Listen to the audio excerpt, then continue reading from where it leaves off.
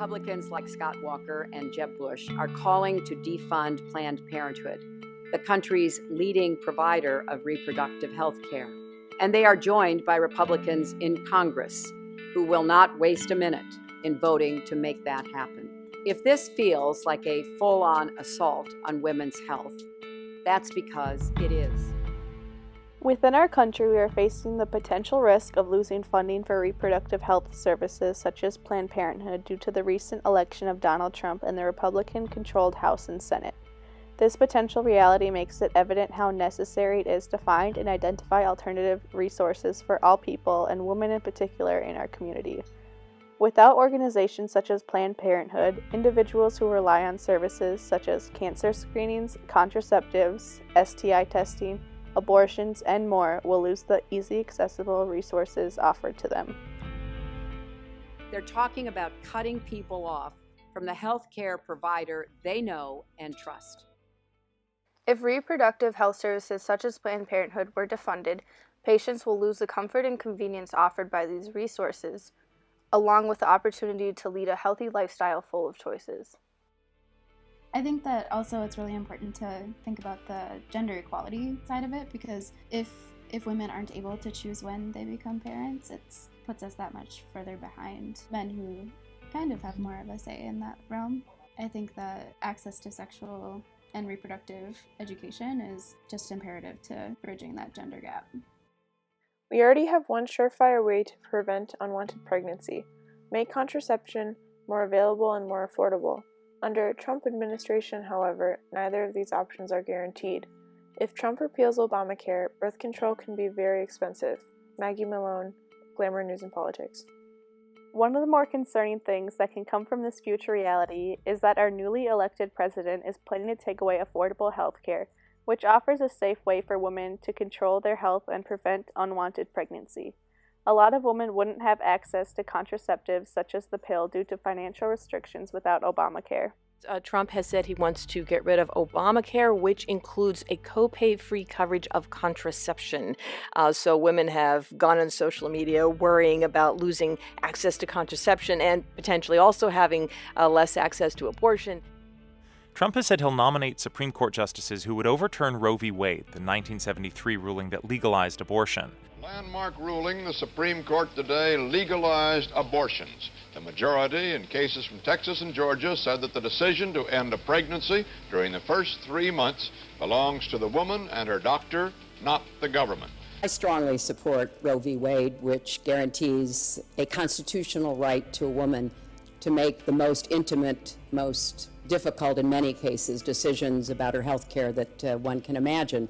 Do you want the court, including the justices that you will name, to overturn Roe v. Wade? I am pro-life, and I will be appointing pro-life judges.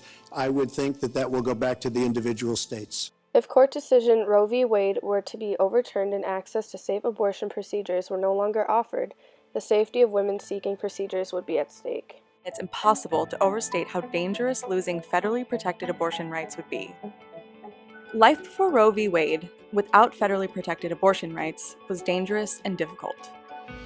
According to the American College of Obstetricians and Gynecologists, where abortion is legal, it is extremely safe.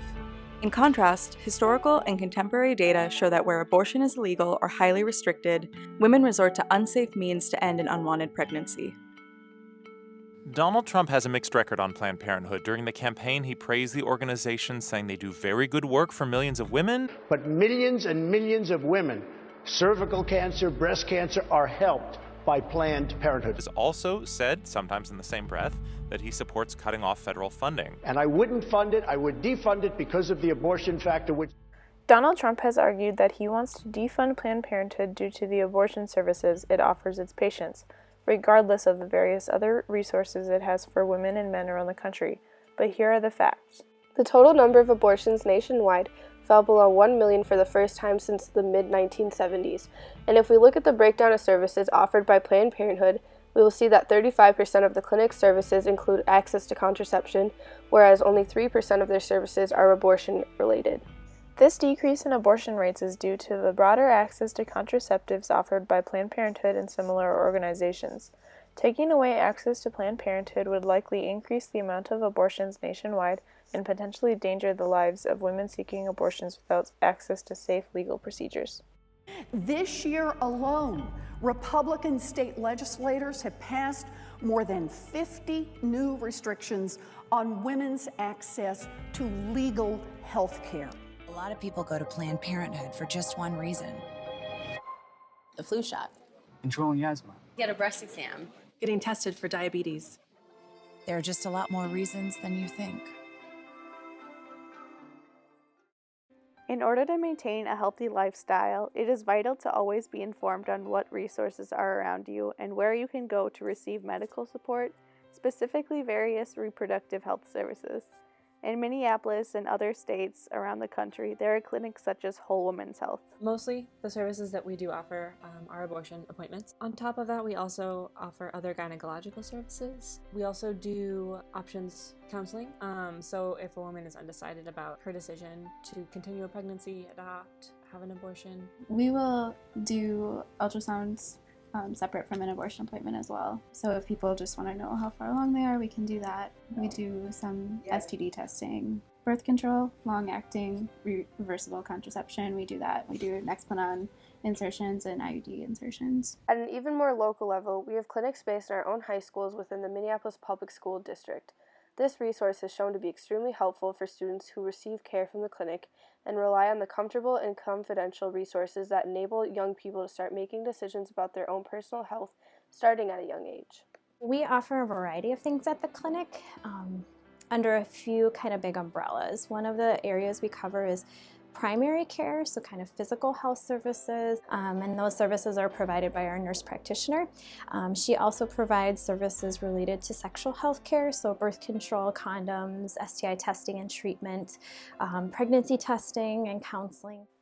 Maintaining access to clinics such as these is even more necessary now in order for our country to continue to move forward in regards to women's rights. But with the potential of losing such resources, it makes it more evident how large a step back we could be taking by overturning things such as Roe v. Wade or defunding Planned Parenthood. Women's reproductive and fundamental rights are in dire need of being recognized and honored. Women need the ability to advocate for themselves, and decisions regarding such rights shouldn't be made by men in politics. Being free to have autonomy over, whatever decision you choose to make with a pregnancy, and really whatever decisions you choose to make with your body. It comes down to, do you trust women to make the right choice for themselves, for their families, for their bodies? And to me, the pro-choice answer is yes. I don't think any politician in Washington, most of whom are male, should be making healthcare decisions for women. Women can make those decisions themselves. In addition to allowing open access to clinics to move forward as a nation, we must end the stigma around abortion and sexual health resources for men and women.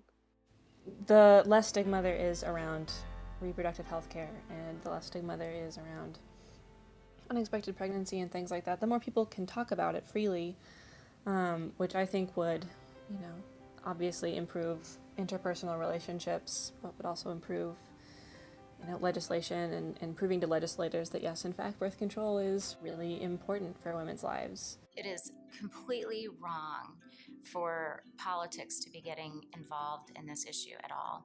This is about a woman's health care, a woman's life. The church shouldn't run the state, that's a theocracy, and the state shouldn't run the church. That's oppressive. Although it is difficult to separate your faith and politics, it is necessary to do so while making political decisions based on reproductive health, which can be a very biased subject in the eyes of religion. One of the longest known arguments against abortion comes from religion, and of all the religions in the world, there are various opinions on the subject. But when we look at our own government, it is obvious that there are pieces of Christianity scattered within areas such as our judicial processes and lawmaking. I must first say that I only speak from one perspective of Lutheranism in America.